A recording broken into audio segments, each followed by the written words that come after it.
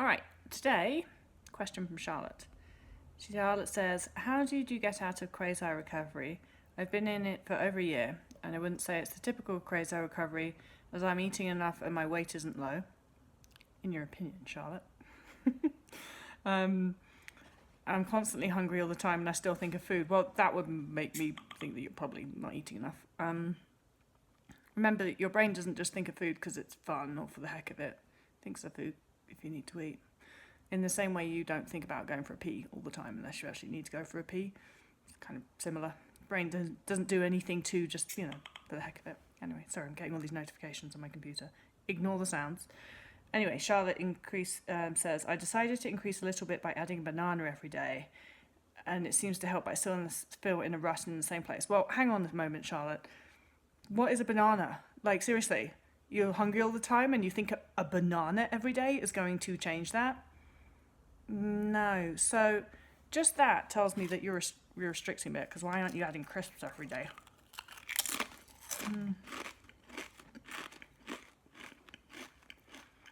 So then she writes, I know I'm not fully recovered, but are there any tips for getting over the last hurdle and facing all the fear foods?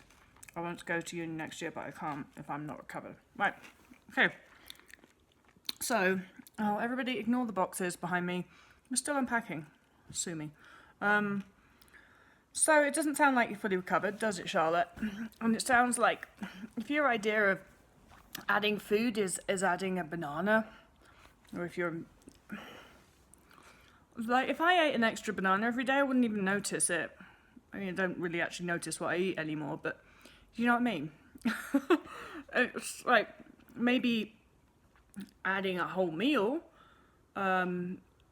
would be a significant increase in what you're eating each day and would make a difference to something, but a banana's not going to do anything.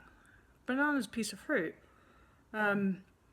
If you're hungry all the time, and I don't know from that email, like, what do I know about Charlotte? I don't know anything about Charlotte. For all I know, Charlotte could be eating fish and chips every dinner and lots of chocolate cake and not orthorexically at all. But my judgment, which could be way off the mark from that email, is that you're a bit orthorexic. The banana bit got me. And I would also judge that if you still got that mental hunger, which it sounds like you have, that either you are not actually at the weight that your body wants to be at and that you're still suppressing your body weight, or because it could be both, you're still restricting food, so your brain still thinks that food is scarce, so therefore it thinks it needs to get more food all the time. Either one points at restriction, doesn't it? If you're suppressing your body weight, you're doing that by restriction or over-exercise or purging or whatever. And if you're restricting, you're restricting. If you're restricting, your brain knows it. So, if you're sitting there thinking, I really want to eat chocolate ice cream, and you go and get a banana, like, your brain's not going to be happy about that. It's going to be like, where was the chocolate ice cream? It still wants more food. And so, recovery really, and I've probably said this a bazillion times, recovery is about convincing your brain that there is no food scarcity, there is no food shortage. Recovery is about convincing your own brain that you're not restricting, not me or your mother or your dietitian or anybody else. And so your brain knows if you restricted, your brain knows if it wanted chocolate ice cream and it got a banana. So, that's going to give the impression that food is scarce.